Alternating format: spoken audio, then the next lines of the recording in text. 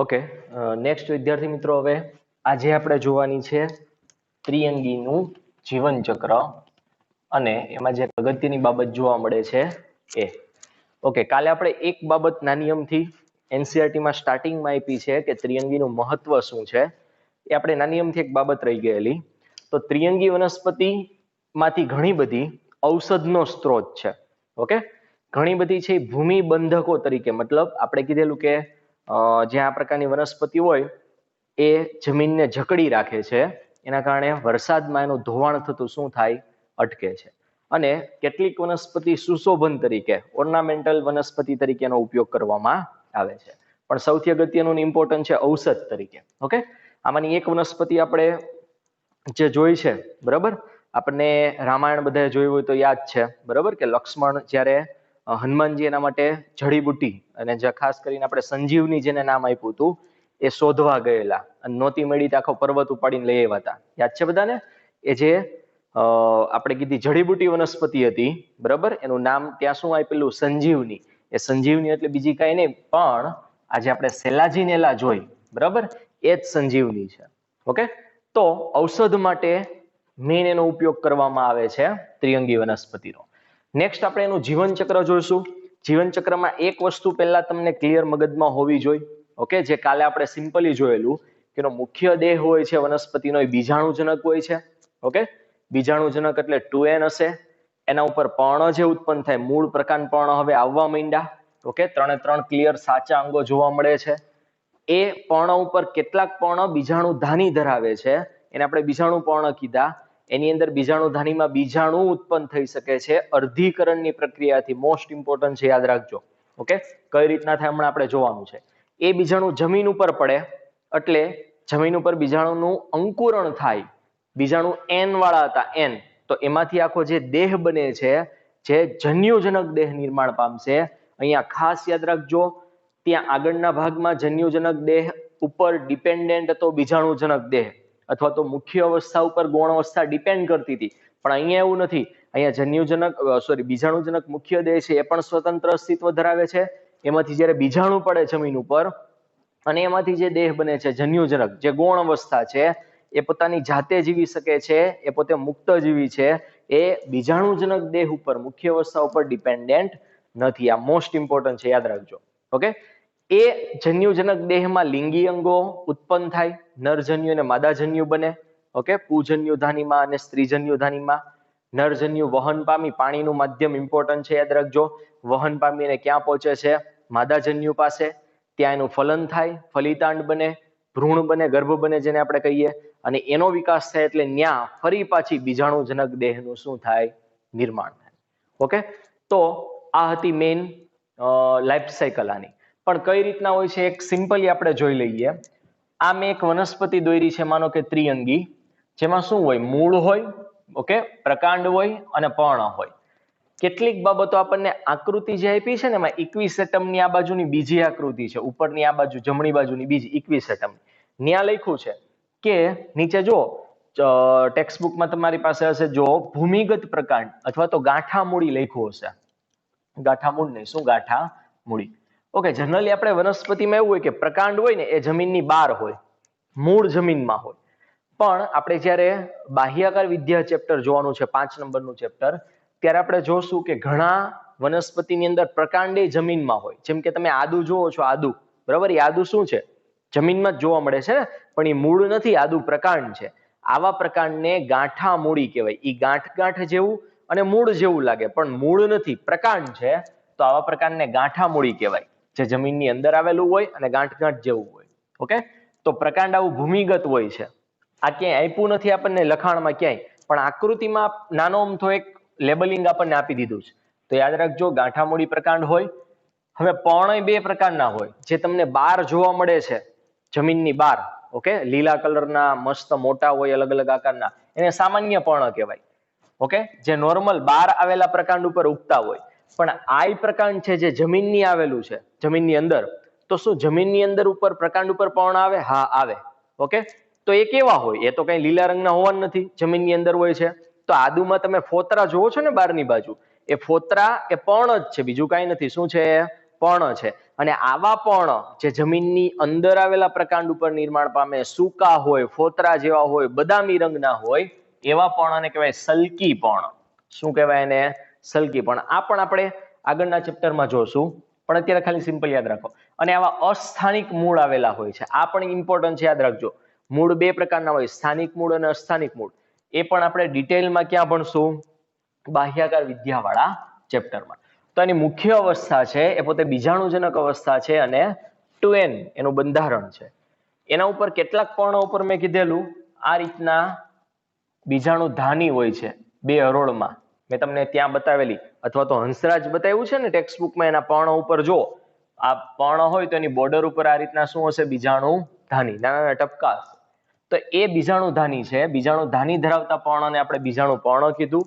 આ બીજાણુ ધાનીની અંદરની આવી રચના છે.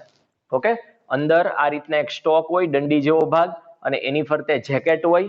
ઓકે, આ બીજાણુ ધાની છે, એની અંદર બીજાણુ માતૃકોષ હોય. આટલી જ અવસ્થાને મોટી કરીને બતાવી જો. ઓકે, આ સ્ટોક છે, દાંડી જેવો ભાગ. આ બહુકોષીય જેકેટેડ છે. જેકેટ દ્વિઅંગીથી આવવાનું સ્ટાર્ટ થઈ ગયું છે, ફરતે લેયર. ઓકે, આ જે આટલા ભાગ છે એવા કોષ જો થોડાક અલગ પ્રકારના, જેની અંદર હું આ દોરું છું આમ લાંબા કોષ, એને સ્ટોમિયમ કહેવાય.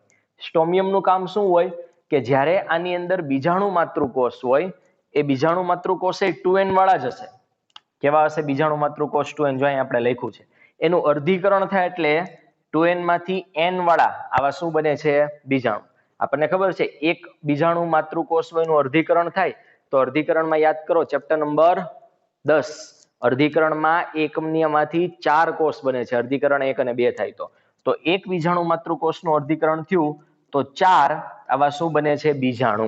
અને એનું બંધારણ 2n વાળો હતો, એમાંથી અર્ધીકરણ થાય તો કેવું થઈ જાય? n. તો આ રીતના જ્યારે આની અંદર ઘણા બધા બીજાણુ બની જાય ત્યારે સ્ટોમિયમના કોષો ફાટે. ફાટે એટલે આમાંથી અહીં રસ્તો મળે અને આ બીજાણુ જમીન ઉપર નીચે પડે. ક્લિયર? આ બીજાણુ જમીન ઉપર પડ્યા, ત્યાં બીજાણુનું અંકુરણ થાય. અને આપણે અંકુરણ થવા માટે સ્પેશિયલ કન્ડિશન આપી હતી, યાદ કરો. કાલે આપણે કીધી કે આવી વનસ્પતિને બીજાણુનું અંકુરણ થાય અને આવો દેહ બનાવવો હોય, આ જન્યુજનક દેહ છે. કયો દેહ છે? જન્યુજનક દેહ. આ મેં કીધેલું મસ્ત હોય, નાનો નાનો હોય, હાર્ટ શેપનો હોય. ઓકે, નરી આંખે આપણે ઇવન જોઈ પણ ન શકીએ, બિલોરી કાચ મારીને જોવો પડે તો ક્લિયર આપણને દેખાય. ઓકે, તો આ અંકુરણ થાય અને જન્યુજનક દેહ બને એના માટેની આપણે સ્પેશિયલ રિક્વાયરમેન્ટ કીધી, ત્યાં લખ્યું જ છે, ખોટું લખાઈ. ઓકે, કે એને ઠંડુ વાતાવરણ જોઈએ, ભેજવાળું વાતાવરણ જોઈએ એકદમ. ઓકે, અને એટલા માટે જ એની લિમિટેશન છે. આવું વાતાવરણ પૃથ્વી ઉપર બધે જોવા નથી મળતું, એટલે જ આપણે કારણ લખેલું. એટલા માટે જ આવી સ્પેશિયલ રિક્વાયરમેન્ટ આને જોઈએ છે. એટલા માટે આવી વનસ્પતિ બહુ લિમિટેડ આબોહવા ધરાવતા, બહુ નાના અમથા વિસ્તારમાં, નાના ભૌગોલિક વિસ્તારમાં જ પથરેલી જોવા મળે છે. ઓકે, તો આ રીતના એનું જન્યુજનક દેહ અલગથી બને, જે આખું એક પર્ણ જેવું હોય. હવે તમે જો આની અંદર ક્લિયર કટ 3 અંગો જોવા મળ્યા હતા, પણ આની અંદર આવા અંગો નથી, આ સુકાઈ જેવું લાગે છે. એટલે આપણે કીધેલું કે જન્યુજનક દેહ સુકાયક હશે. જો આપણે 6 અલગ અલગ શબ્દ લખેલા, સૂક્ષ્મ હોય, અસ્પષ્ટ હોય, ઓકે, લીલા રંગનું હશે, સ્વયંપોષી હોય, પણ ને એક શબ્દ લખો તો સુકાયક. કેમ કે જન્યુજનક દેહમાં કોઈ રચના જોવા નથી મળતી. ઓકે, હા, એને પાછું જમીનમાંથી પાણી નહીં શોષવાનું હોય, કેમ કે આ મુક્તજીવી છે, બીજાણુજનક ઉપર ડિપેન્ડન્ટ નથી. બે અવસ્થા, મુખ્ય અવસ્થા અને ગૌણ અવસ્થા, બંને પોતપોતાની રીતે સ્વતંત્ર જીવી શકે. ઓકે, તો એને જમીનમાંથી પાણીને એવું શોષવા માટે આ હાર્ટ શેપનું આ રીતના છે. ઓકે, તો નીચેની તરફ પૃષ્ઠ સપાટી ઉપર નાના નાના મૂલાંગો વિકસાવે. જો મૂળ નથી કહેતો, મૂલાંગો કહું છું. મેં કીધું આનો બંધારણ સુકાય જેવું છે, મૂળ જેવું અંગ, પ્રકાંડ જેવું અંગ કે પર્ણ જેવું અંગ આમાં નથી. ઓકે, એટલે આમાં મૂલાંગો વિકસાવ્યા છે, મૂળ નો હોય. આ મૂલાંગો જમીનની નીચે આમ આ હાર્ટ શેપનું હોય તો નીચેની સપાટી તરફથી જમીનમાં જાય અને જન્યુજનકના વિકાસ માટે જે પાણી અને ક્ષાર જોતા હોય એનું પોતે શોષણ કરે. ઓકે, અને એને પોષણ પૂરું પાડે. એમાંય જે આ રીતના હાર્ટ શેપનો ભાગ છે એમાં નીચેનો ભાગ હોય ને, નીચેનો ભાગ, ત્યાં નરજન્યુ ધાની વિકાસ પામે, જેની અંદરથી નરજન્યુ નિર્માણ પામશે. અને ઉપરનો ભાગ હોય એમાં જો સેપરેશન છે. આપણે કોઈ પણ જગ્યાએ જઈને વિભાગ પાડી દીધો ને, નરનો ભાગ. ઓકે, મંદિરે જતો હોય તો બહેનો માટેની લાઈન અને પુરુષો માટેની લાઈન એવું હોય છે ને, તો અહીંયા પણ એમ જ હોય છે. નરજન્યુ ધાનિયા નીચેના ભાગ તરફ નિર્માણ પામે અને માદા જન્યુધાની ઉપરના ભાગ તરફ નિર્માણ પામે. આ દેહ જન્યુજનક છે, એનો મતલબ એ જન્યુનું નિર્માણ કરશે. તો નરજન્યુની ધાનીની આપણે આકૃતિ દોરીશ. જો આની અંદર નરજન્યુ બને. નરજન્યુ ખાસ યાદ રાખજો, કુંતલાકાર હોય. આગળ દ્વિઅંગીમાં કેવા હતા? તો કે કોમા શેપના હતા અને દ્વિકસાધારી હતા. અહીંયા કુંતલાકાર હોય અને કેવા હશે? ઘણા બધા મેં કસા દોર્યા છે, તો બહુ કસાધારી હોય. ત્યાં દ્વિકસાધારી હતા, અહીંયા બહુ કસાધારી. આની અંદરથી અહીંથી જન્યુ ઉત્પન્ન થાય, નરજન્યુ બહાર નીકળે, પાણીના માધ્યમથી ફરતા ફરતા અહીંયા પહોંચે. આ માદા જન્યુધાની છે, આ શેપની હોય.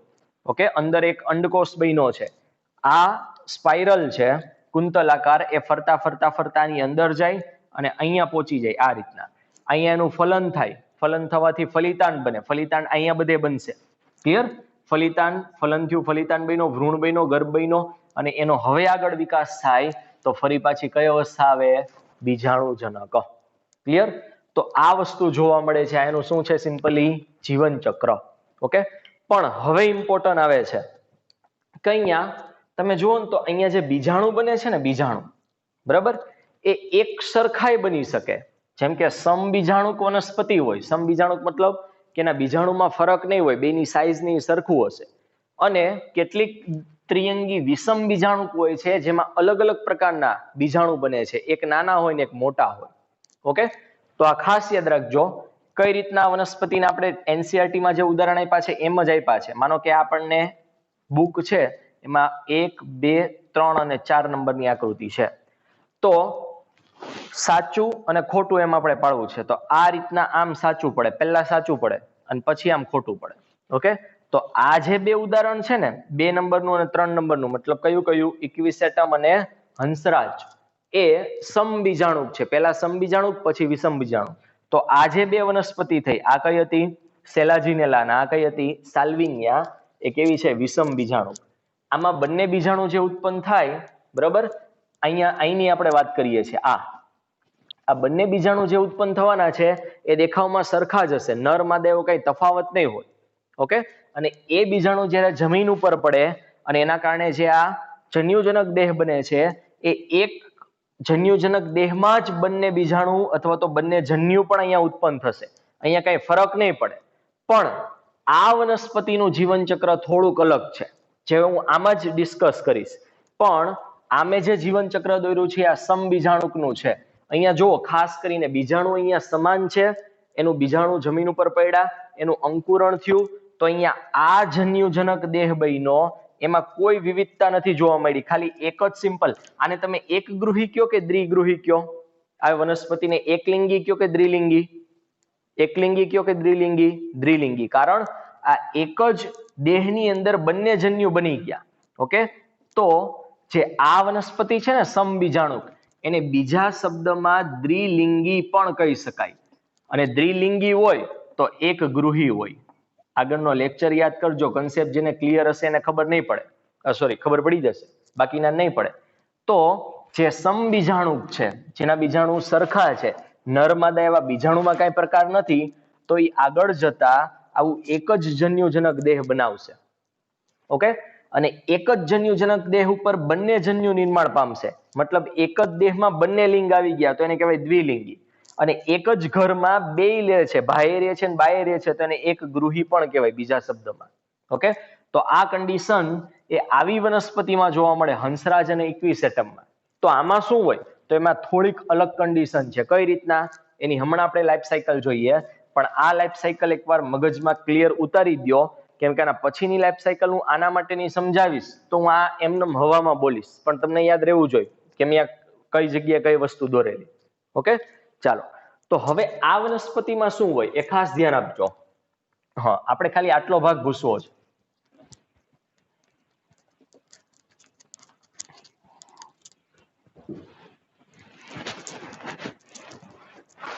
આ ભૂસી નાખો.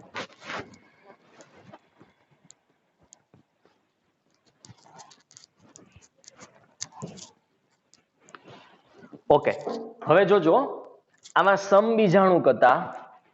ઓકે, એટલે એમાં પ્રોબ્લેમ હતો. પણ હવે એવા વિષમ બીજાણુક. વિષમ બીજાણુક એટલે જોજો કઈ રીતના ડિફરન્સ ચાલુ થાય. અમુક બીજાણુ નાના હશે કદમાં, નાના બીજાણુ. ઓકે, અને અમુક બીજાણુ કદમાં કેવા હશે? મોટા. હવે નાના એટલે લઘુ અને મોટા એટલે મહા. તો નાના બીજાણુ જ્યાં ઉત્પન્ન થાય, આપણને ખબર છે બીજાણુ ધાનીમાં ઉત્પન્ન થાય છે. ઓકે, તો નાના બીજાણુ જ્યાં ઉત્પન્ન થાય એને કહેવાય લઘુ બીજાણુ ધાની.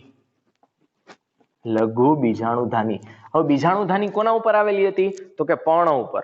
તો જેની અંદર લઘુ બીજાણુ, જે પર્ણ ઉપર લઘુ બીજાણુ ધાની આવેલી હશે એવા પર્ણને આપણે કહેશું લઘુ બીજાણુ પર્ણ.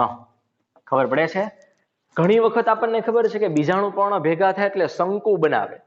તો લઘુ બીજાણુ ભેગા થાય, હવે લઘુ છે ને નાના નાના, એ નર માટે વપરાય છે, નાના નર માટે. તો આવા કેસમાં લઘુ બીજાણુ ભેગા થઈને જે શંકુ બનાવતા હતા એને આપણે નોર્મલ પ્રશંકુ કે શંકુ કહેતા. પણ અહીંયા લઘુ બીજાણુ ભેગા થઈને જે શંકુ બનાવશે એને કહેવાશે નર શંકુ. બહુ ઇમ્પોર્ટન્ટ છે, ખાસ સમજજો ડિફરન્સ. ઓકે, જ્યારે અમુક બીજા ઇન શોર્ટમાં નાના છે એ આખો નર ભાગ છે અને મોટા છે આખો માદા ભાગ છે. અહીંયા જો લિંગ ભેદ આવ્યો. ઓકે, તો મોટા બીજાણુ જે ધાનીમાં ઉત્પન્ન થાય એનું નામ સજેસ્ટ કરો તો મહાબીજાણુ ધાની. ઓકે, એ મહાબીજાણુ ધાની જે પર્ણ ઉપર આવી હોય એનું નામ વિચારી શકો, મહાબીજાણુ પર્ણ. ખબર પડે છે? અને એ કેટલાક પર્ણ ભેગા થઈને જો શંકુ બને તો એને શું કહેવાય? કયો શંકુ? માદા શંકુ. ક્લિયર? ઓકે, હવે જોજો, નર શંકુની અંદર લઘુ બીજાણુ પર્ણ છે જેની અંદર લઘુ બીજાણુ ધાની છે અને એની અંદર નાના બીજાણુ છે. તો અહીંયાથી જે બીજાણુ મુક્ત થઈને જમીન ઉપર પડે એ પડશે કયા? લઘુ બીજાણુ. લઘુ બીજાણુ. ઓકે, અને માદા શંકુમાંથી જે બીજાણુ નીચે પડશે જમીન ઉપર એ હશે મહાબીજાણુ. હવે ડિફરન્સ જોજો. ત્યાં શું થતું હતું? બીજાણુમાંથી એક જ પ્રકારનો જન્યુજનક બનતો, અહીંયા બે અલગ અલગ પ્રકારના બનશે. જોજો, લઘુ બીજાણુ જમીન ઉપર પડે અને એનું અંકુરણ થાય તો અહીંયા આ પ્રકારનો દેહ માનો કે બન્યો છે. ઓકે, આ હંમેશા નર જન્યુજનક દેહ જ બનશે. ઓકે, અને નર જન્યુજનક જે દેહ બને તો એની ઉપર આ જેટલી પણ રચના બનશે એ હંમેશા નરના લિંગી અંગો જ ધારણ કરે. નર લિંગી અંગો. તો માદાનું શું હોય? તો કે માદા માટે અલગ પાછો આવો જ્યાં મહાબીજાણુ પડ્યા હોય એનું અંકુરણ થાય તો એમાંથી આવો મોટો દેહ બને બીજો. ઓકે, એની ઉપર માત્ર કઈ ધાની હશે અથવા તો કઈ રચના હોય? માદા. એની ઉપર માત્ર કયા લિંગી અંગો બને? માદા લિંગી અંગો. ઓકે, નરલિંગી અંગોમાં જે જન્યુ બનવાના છે એ બનશે નર જન્યુ અને માદા લિંગી અંગોની અંદર શું બને? અંડકોષ. ક્લિયર? તો હવે ઓલો ડિફરન્સ જોવો તો ત્યાં આવી એક જ અવસ્થા આપણે દોરેલી, એક જ અવસ્થા, એક જ જન્યુજનકમાં બે અંગો હતા, નરલિંગી અંગો અને માદાલિંગી અંગો. ઓકે, પણ અહીંયા નર સુકાઈ આખું અલગ છે, માદા સુકાઈ આખું અલગ બનશે. ઓકે, તો નર સુકાઈમાં માત્ર નરલિંગી અંગો બને અને એમાં માત્ર નર જન્યુ જ બને. જ્યારે માદા સુકાઈમાં માત્ર માદાલિંગી અંગો જ બને અને એની અંદર માત્ર અંડકોષ એટલે કે શું બને? માત્ર માદાજન્યુ. ખબર પડે છે? તો આવી વનસ્પતિ જેના જન્યુજનક અવસ્થા આખી અલગ જ છે અને એકલિંગી કહેવાય કે દ્વિલિંગી? સીધી વસ્તુ છે. શું કહેવાય? એકલિંગી. ને આપણે કયો શબ્દ વાપરો તો? દ્વિલિંગી વાપરો તો. અહીંયા તમે જોઈ શકો બેયના સુકાઈ અલગ અલગ છે, ભાઈ અને બાઈ અલગ અલગ દેહમાં જ રહે છે. તો આને કહેવાય એકગૃહી કે દ્વિગૃહી? દ્વિગૃહી. એકગૃહી હોય તો એક ઘરમાં જ બે રહે, એને એકગૃહી. બંને લિંગ એક જ ઘરમાં રહે, પણ આ અલગ અલગ રહે છે. તો આ એકલિંગી હોય તો એના માટે બીજો શબ્દ દ્વિગૃહી વપરાય. ત્યાં આપણે શબ્દ વાપરો તો એક જ જન્યુજનકમાં બંને લિંગી અંગો રહેતા હતા તો એકગૃહી કીધું હતું, અહીંયા દ્વિગૃહી કીધું. ત્યાં એક જ જન્યુજનકમાં બે લિંગ હતા એટલે દ્વિલિંગી કીધું હતું, અહીંયા આપણે એકલિંગી કીધું. ખબર પડે છે? આવા કેસમાં નરજન્યુ અહીંયા વહન પામતા પામતા ક્યાં પહોંચે? માદા દેહ પાસે પહોંચે, માદા જન્યુજનક પાસે. એના અંગોની અંદર જાય, ત્યાં અંડકોષ હોય એનું ફલન કરે અને આમાંથી પછી ફલિતાંડ, ભ્રૂણ, ગર્ભ અને વિકાસ પામે. તો આમાંથી કયા જન્યુજનકમાં, નર જન્યુજનક કે માદા જન્યુજનક માંથી બીજાણુજનક દેહ બને? આમાંથી બને નહીં. એમાં તો નરજન્યુ બન્યા, ત્યાંથી નરજન્યુ વિકાસ વહન પામીને અહીંયા પહોંચ્યા. આની અંદર ફલિતાંડ બન્યું, આની અંદર શું બન્યું? ફલિતાંડ બન્યું, આની અંદર ભ્રૂણ બન્યો, ગર્ભ બન્યો, અને પછી વિકાસ થયો એટલે બીજાણુજનક દેહ એ માત્ર માદા જન્યુજનક પર જ વિકાસ પામે અથવા તો આમાંથી જ સર્જાય. ઓકે, યાદ કરો દ્વિઅંગીમાં આવા બે આપણે ઉદાહરણ આપ્યા હતા. અમુકની અંદર નર સુકાઈ ને માદા સુકાઈ અલગ હશે. ઓકે, તો બીજાણુજનક દેહ બનવાનો છે એ ફલન થયું હોય ત્યાં બને. ત્યાં પણ મેં કીધેલું ફલન અહીંયા નથી થયું, અહીંથી તો નરજન્યુ વહન પામીને અહીંયા આવ્યા, અહીંયા ફલન થયું, અહીંયા ફલિતાંડ બન્યો, તો માદા જન્યુજનકમાં જ કયો દેહ આનો વિકાસ થઈને બને? બીજાણુજનક દેહ. ક્લિયર આટલું? એકદમ. હવે એનસીઈઆરટી માં લાસ્ટમાં બહુ ઇમ્પોર્ટન્ટ એક સેન્ટેન્સ આપ્યું છે, આ સેન્ટેન્સ. આ સેન્ટેન્સ સમજતા પહેલા એક નાનું અમથું હું તમને રચના કહું. હકીકતમાં તો આપણે આવૃત બીજધારી ભણીશું ત્યારે આવશે. આવૃત બીજધારીમાં આપણે જે બધી ઉચ્ચ કક્ષાની વનસ્પતિ જોઈ છે ને એનો સમાવેશ થતો હોય. ઓકે, જેમ કે હું ઉદાહરણ આપું, આંબો બધાએ જોયો હોય. આંબાનું ફળ એટલે કેરી આવતી હોય, કેરીની અંદર બીજ હોય. ઓકે, બીજ એટલે ગોઠલું છે એ બીજ નથી, ગોઠલાને તોડો ને તો એ અંદર નાનું બીજ આવે. હવે બીજને ક્યારેક ખોલજો તો નાનું ભ્રૂણ હોય. સિંગદાણો બધાએ જોયો હોય, સિંગદાણો એક બીજ છે. આખી સિંગ હોય ફળ છે, અને ખોલો એટલે દાણા નીકળે, દાણા બીજ છે. દાણાના બે ભાગને તોડો તો નાનું અમથું આવું હોય. ઓકે, આ સિંગનો દાણો હોય આમ, તો અહીંયા નાનું અમથું આવું હશે. આ ભ્રૂણ છે. તમે આ દાણાને વાવો જમીનમાં તો આ ભ્રૂણમાંથી નવો છોડ બનવાનો છે. ઓકે, આ શું છે? ભ્રૂણ કહેવાય. એમાંથી નવો છોડ બને છે. હવે સાંભળજો, ઇમ્પોર્ટન્ટ. આ દાણો છે બરાબર, હકીકતમાં શું થાય કે એક બીજાણુજનક દેહ હોય. માનો કે આંબાનું વૃક્ષ છે, આખું વૃક્ષ બીજાણુજનક દેહ છે. એની ઉપર ફળ આવે, ફળમાં ફલન થઈ ગયું હોય, ફલિતાંડ બની ગયું હોય, ફલિતાંડનો વિકાસ થઈને બીજે બની જાય. ઓકે, એ બીજની અંદર ભ્રૂણનો પણ વિકાસ થઈ ગયો હોય. આ બહુ ઇમ્પોર્ટન્ટ છે. બાકી અત્યાર સુધી શું થાય કે આ બીજાણુજનક દેહમાંથી જન્યુજનક દેહ બને, જન્યુજનક દેહમાંથી જ્યાં માદા દેહ હોય એમાં ફલન થાય, એમાં ફલિતાંડ બને, એમાંથી પાછો બીજાણુજનક દેહ બને. પણ અહીંયા આ જે ઘટના આપી છે, આ કેસમાં શું થશે કે ઘણી વખત આ જે દેહ હોય જન્યુજનક દેહ એ ઓલરેડી આની ઉપર જ રહે. મતલબ શું થાય કે આ જે બીજાણુપર્ણ હતા ને, મહાબીજાણુપર્ણ, જેની અંદર જ માદા જન્યુજનક દેહ ઓલરેડી વિકાસ પામી જાય, નરજન્યુ અહીંયા જ આવે. ઓકે, અને આ દેહ બનાવે, તો એનો મતલબ કે આ જન્યુજનક દેહ પહેલેથી જ કોની ઉપર અત્યારે છે? બીજાણુજનક દેહ ઉપર. અને ખાલી એટલું જ નહીં, ખાલી માદા જન્યુજનકનો વિકાસ જ આની ઉપર ન થાય, ઇવન ફલન થઈ જાય, ફલિતાંડે બની જાય ને ભ્રૂણે બની જાય. ક્યારે? જ્યારે આ દેહ મતલબ માદા જન્યુ દેહ છે એ ઓલરેડી બીજાણુજનક દેહ ઉપર અટેચ જ હોય, એ છૂટો જ ન પડ્યો હોય. ઓકે, તો આ જે અગત્યની ઘટના બની છે એ બીજ પ્રકૃતિનું એક પૂર્વ ચિહ્ન માનવામાં આવે છે. અને આગળ જતા વિકાસ પામીને જે વનસ્પતિ ઉચ્ચ કક્ષાની આવવાની છે, કઈ? અનાવૃત બીજધારી અને આવૃત બીજધારી, એનું આ અગત્યનું લક્ષણ છે. એટલે વૈજ્ઞાનિકો એવું માને છે કે પહેલા જે નિમ્ન કક્ષાની વનસ્પતિ હતી અને પછી ઉચ્ચ કક્ષાની વનસ્પતિ છે, તો બીજ પ્રકૃતિ મતલબ બીજ વિકાસ પામવું એ ઉચ્ચ કક્ષાની વનસ્પતિનું લક્ષણ છે. અત્યાર સુધી આપણે ક્યાંય એકાંગી દ્વિઅંગીમાં બીજ બન્યું એવું જોયું નહીં. ઉચ્ચ કક્ષાની બંને વનસ્પતિ, આના પછી જે આપણે ભણવાના છીએ અનાવૃત બીજધારી અને આવૃત બીજધારી, એ બંનેમાં બીજ બનશે. તો આ જે વનસ્પતિ આપણે જે પોઝિશન ઉપર ઉભા છીએ એ બેની વચ્ચેનું સ્ટેજ થયું. એકાંગી અને દ્વિઅંગી નિમ્ન કક્ષાની થઈ, અનાવૃત ને આવૃત ઉચ્ચ કક્ષાની થઈ. એમાં બીજ જોવા મળે છે, આમાં નથી મળતું. પણ આ છે ને વચ્ચેની વનસ્પતિ છે, આમાં કંઈક એવી શરૂઆત થઈ છે જેના કારણે હવે આપણે કહી શકીએ કે આગળ હવે જે વનસ્પતિ આવવાની છે એમાં બીજ જોવા મળશે. તો આજે મેં લાલ રંગથી લખ્યું છે, ખાસ યાદ રાખજો કે આ ઘટના એટલે કઈ ઘટના? તો અહીંયા લખ્યું છે કે આવી વનસ્પતિમાં મતલબ ત્રિઅંગી વનસ્પતિમાં જે આ માદા જન્યુજનક છે એ ઓછા કે વધુ સમયમાં તે પિતૃ બીજાણુજનક ઉપર જ વિકાસ પામે છે. અને ખાલી જન્યુજનક જ આના ઉપર વિકાસ નથી પામતો, ઇવન આની અંદર ફલન થઈ જાય, ફલિતાંડે બની જાય અને આની અંદર ભ્રૂણ બની જાય, ત્યાં સુધી આવો જન્યુજનક બીજાણુજનક ઉપર અટેચ રહે છે. એ લખ્યું છે જો, માદા જન્યુજનક ઓછા કે વધુ સમય માટે પિતૃ બીજાણુજનક ઉપર ગોઠવાય છે તથા આ વનસ્પતિમાં માદા જન્યુજનકની અંદર ફલિતાંડનો વિકાસ થઈ અને ભ્રૂણ પણ બની જાય છે, ત્યાં સુધી આ જન્યુજનક આની ઉપર અટેચ જ રહ્યો હોય. ક્લિયર? અને આ જે ઘટના બની એ હકીકતમાં ઉચ્ચ કક્ષાની વનસ્પતિનું લક્ષણ છે, પણ આમાંથી ઓલરેડી ધીમે ધીમે વિકાસ ચાલુ થઈ ગયો, મતલબ આ ઉદ્વિકાસની એક અગત્યની દિશા બની કહેવાય. ઓકે, તો આ ઘટના બીજ પ્રકૃતિ તરીકેનું પૂર્વ ચિહ્ન છે, જે આગળ હકીકતમાં ઓરિજિનલ બીજ વિકાસ જોવા મળવાનો છે એની આ શરૂઆત છે, આવું વૈજ્ઞાનિકો માને છે. અને એટલા માટે કહી શકે છે કે ત્રિઅંગીનો આગળ ઉદ્વિકાસ થઈ અને કઈ વનસ્પતિ નિર્માણ પામી હશે?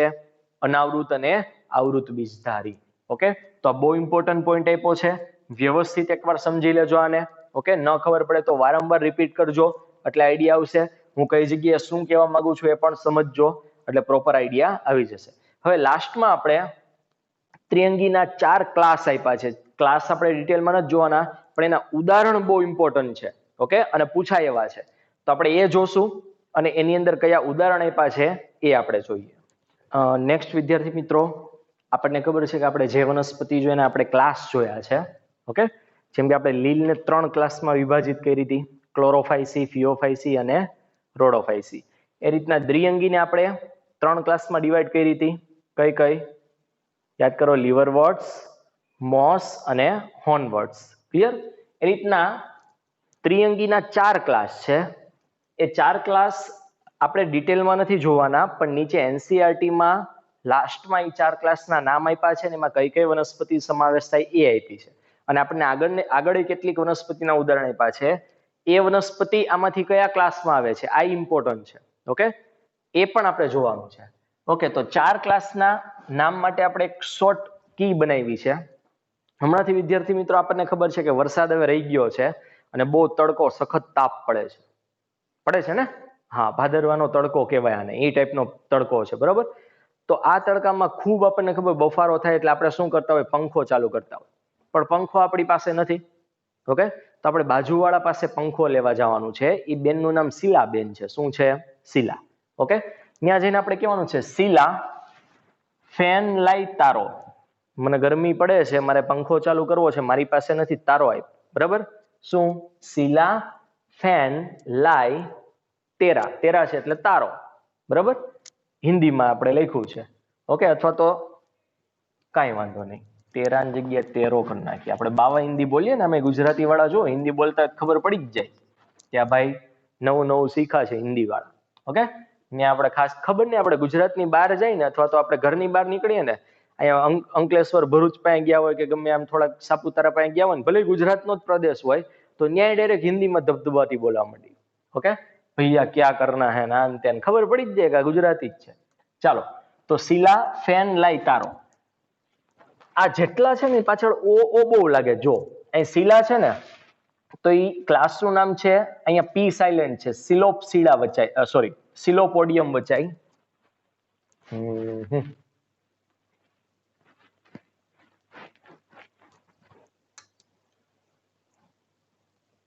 એક જ મિનિટ, અહીંયા આપણે ભૂલ થઈ છે.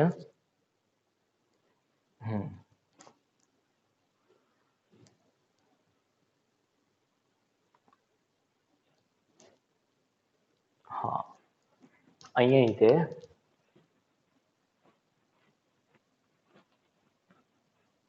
ઓકે, અહીંયા લાઇકોપ્સીડા. ઓકે, બધાની પાછળ જો સીડા સીડા લાગે છે, અહીંયા સિલોપસીડા. ચાલો, તો હવે મેં કીધું ઓ બધાની પાછળ જો શીલા છે તો સિલોપસીડા, આગળ પી સાયલેન્ટ છે. અહીંયા ફેન છે તો સ્ફિનોપ્સીડા, પાછળ જો પસીડા લાગશે. ઓકે, અહીંયા લાઇકો છે તો લાઇકોપ્સીડા, અને ટેરો છે તો અહીંયા ટેરોપ્સીડા. અહીંયા પણ પી સાયલેન્ટ છે, સિલોપસીડા, ટેરોપ્સીડા. ઓકે, તો આ 4 ક્લાસ છે, શીલા, ફેન, લાઈ, તારો. શીલા મતલબ સિલોપસીડા, ફેન મતલબ સ્ફિનોપ્સીડા, લાઈ એટલે લાઇકોપ્સીડા, ટેરા મતલબ ટેરોપ્સીડા. ઓકે, તો આ 4 ક્લાસના પેલા નામ યાદ રાખવાના છે. હવે ક્લાસનું જેવું નામ છે ને એના ઉપરથી એક એક ઉદાહરણ મેં લાલ રંગથી લખ્યા છે. ઓકે, જેમ કે જો સિલોપસીડા છે તો સિલોપ્ટમ. ઓકે, આનું એક ઉદાહરણ નામ ઉપરથી નથી, પણ આપણને એનસીઈઆરટી નું ઉદાહરણ આપ્યું, ઇક્વિસેટમ. એ સ્ફિનોપ્સીડા ક્લાસમાં આવશે. પછી આ લાઇકોપ્સીડા તો લાઇકોપોડિયમ. ક્લિયર? અહીંયા ટેરોપ્સીડા તો ટેરિસ અને ડ્રાયોપ્ટેરિસ. આ બે નામ કોમન છે, યાદ રાખજો. અહીં પટેરિસ નો વચાય હો. અને શું વચાય? પી સાયલેન્ટ. અહીંયા આપણે ટેરોપ્સિડા કીધું છે, તો અહીંયા શું વચાય? ટેરિસ, ટેરિસ એમ. ઓકે, વ્યવસ્થિત બોલો. ટેરિસ એ નહીં બોલવાનું, ખાલી ટેરિસ અને ડ્રાયોપ્ટેરિસ. ઓકે, અને એડિયન્ટમ, આ નામ અલગથી એક યાદ રાખવું પડશે. ઓકે, તો ક્લાસ જેવો છે એના નામ ઉપરથી અહીંયા ક્લાસ સિલોપ્સિડા છે તો સિલોપ્ટમ. અહીંયા આ એક ખાલી નામ આના ઉપરથી નથી, ઇક્વિસેટમ.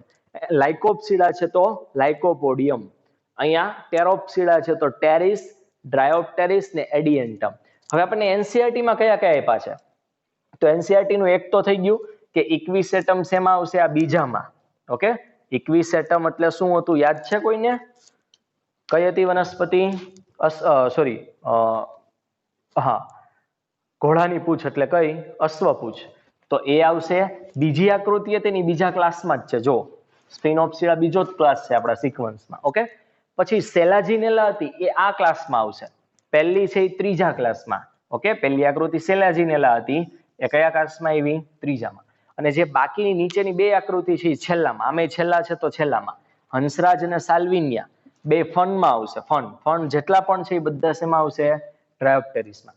એક ઇમ્પોર્ટન્ટ એમસીક્યુ ઘણી વખત પૂછાઈ ગયો છે કે હાલમાં અશ્મિ બનેલી, અશ્મિ એટલે શું? તો કે આપણને ખબર છે ફોસિલ જેને આપણે કહીએ કે આપણે પુરાતત્વ ખાતું હોય, બરાબર, એ આપણને ખબર છે કે ઘણી વખત ખોદકામ કરતી હોય તો એને કંઈક અશ્મિ જૂના મળી આવે જે હાલમાં હવે જીવતા ન હોય એ સજીવો. ઓકે, તો એવા સજીવો હકીકતમાં તમે 12મા ધોરણમાં ઉદ્વિકાસ ચેપ્ટર ભણશો ત્યારે આના વિશે તમારે ડિટેલમાં ભણવાનું આવશે. એની પાસે એવી વનસ્પતિ હોય કે એવા પ્રાણી હોય એની આપણે કાંઈક એની રચના, ડાયનોસર હોય તો ડાયનોસર વિશે આપણને ખબર કેવો દેખાય તે બધું બરોબર છે, પણ એ અત્યારે હાલમાં જીવંત નથી. તો જ્યારે ભૂતકાળમાં એવું કંઈક બન્યું હોય કે અચાનક ભૂકંપ આવ્યો હોય એના કારણે બધી વનસ્પતિ એકારે દટાઈ ગઈ હોય. હવે દટાઈ ગઈ હોય ને ત્યારે શું થયું હોય? એ ઓરિજિનલ વનસ્પતિ એ સમયે દટાણી હશે ત્યારે એ વનસ્પતિ તો વિઘટન પામી ગઈ હોય, પણ એ વનસ્પતિ જ્યારે દટાણી હોય ને ત્યારે માટી હોય, માટી એની આમ છાપ રહી ગઈ હોય. ભીની માટી હોય એમાં આપણે કોઈ પણ વસ્તુ આમ દાટીએ તો આપણને ખબર છે એની ઉપરની છાપ હોય ને આમ રહી જાય એની ઉપર. તો એના કારણે આવી વનસ્પતિનો આકાર કેવો હતો, એ કેવી દેખાતી હતી એનું અનુમાન કરી શકે આ લોકો. એ છાપ જે મળે ને એ છાપના આકાર ઉપરથી. એ વનસ્પતિ તો હવે નથી બચી. તો આ જે ક્લાસ છે ને, આ ક્લાસ કઈ? સિલોપ્સિડા ની બધી, બરાબર, એ વનસ્પતિ અત્યારે અશ્મિ બની ગઈ છે. અત્યારે કોઈ આ વનસ્પતિ નથી. હા, આ એક હજી આપણને જીવંત કન્ડિશનમાં મળી રહે છે. પણ રહાનિયા છે એ પણ અગત્યની એક વનસ્પતિ છે. ઘણી વખત આ પૂછાય છે કે રહાનિયા વનસ્પતિ શું છે? એક પ્રકારની અશ્મિ છે. હાલમાં જીવંત નથી પણ એના કોઈક નમૂના અથવા તો સેમ્પલ આપણી પાસે બચેલા હોય. આ રીતના મેં કીધું આકાર ઉપરથી એ રીતના નક્કી કરે. તો આમાંથી ઘણી વખત એમસીક્યુ પૂછાય કે ડ્રાયોપ્ટેરિસ કયા ક્લાસની ત્રિઅંગી છે? તો ટેરોપ્સિડાની. ઓકે, અથવા તો આપણને એનસીઆરટી માં નથી આપ્યું કે હંસરાજ ને સાલ્વિનિયા કયા ક્લાસમાં આવે છે, ઇક્વિસેટમ કયા ક્લાસમાં, આ એક આપ્યું છે પાછળ ઉદાહરણ. એ રીતના સેલાજીનેલા કયા ક્લાસમાં આવે છે? તો લાઇકોપોડિયમમાં. ઓકે, પણ એ આપણને અત્યારે ખબર નથી. પણ આજે આપણે 3 બ્લેક કલર થી દોર્યા છે એ એનસીઆરટી ના ઉદાહરણ છે. આ છે એ એક્સ્ટ્રા ઉદાહરણ છે. આટલું ખાસ યાદ રાખવાનું છે કેમ કે આમાંથી પ્રશ્ન પૂછાશે. ઓકે, તો અહીંયા આપણી ત્રિઅંગી પૈકી નેક્સ્ટ લેક્ચર થી આપણે શું સ્ટાર્ટ કરવાનું છે? અનાવૃત બીજધારી વનસ્પતિ. Okay, Pteridophytes. Pteridophyte is considered as highly evolved group of cryptogams. The protonymal a special position as the first land plants. The pteridophytes are also called vascular cryptogams as they possess xylem and phloem. Thus they are included as first group in Tracheophyta. Pteridophytes are nicknamed as botanical snakes. They are characterized by the following features. 1. Pteridophytes are found in cool, damp, moist, and shady places. 2. The plant body is a sporophyte and is differentiated into true root, stem, and leaves. 3. The root system is of adventitious type. 4. The stem may be aerial or rhizomatous. 5. The organs possess well-differentiated vascular tissues. The leaves a small microphyls, as in Selaginella, or large macrophyls, as in ferns. 7. The sporophytes bear sporangia that are subtended by leaf-like appendages called sporophylls. The sporophyll may form distinct compact structure called stobili or cones, Selaginella, equestum. 8. The sporangia produces spores which produce free living photosynthetic thalloid gametophytes called prothallus. The gametophyte bear sex organs called antheridia and archegonia. 9. Water is essential for transfer of antherozoids. The male gametes released from antheridia to the mouth of archegonia. 10. Fusion of male gamete with the egg present in the archegonium result in the formation of zygote. Zygote produces sporophyte, which is dominant phase. 11.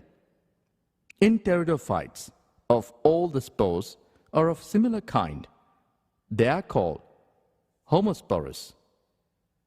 Selaginella and Salvinia produce two kinds of spores: macro, large; micro, small spores, heterosporous.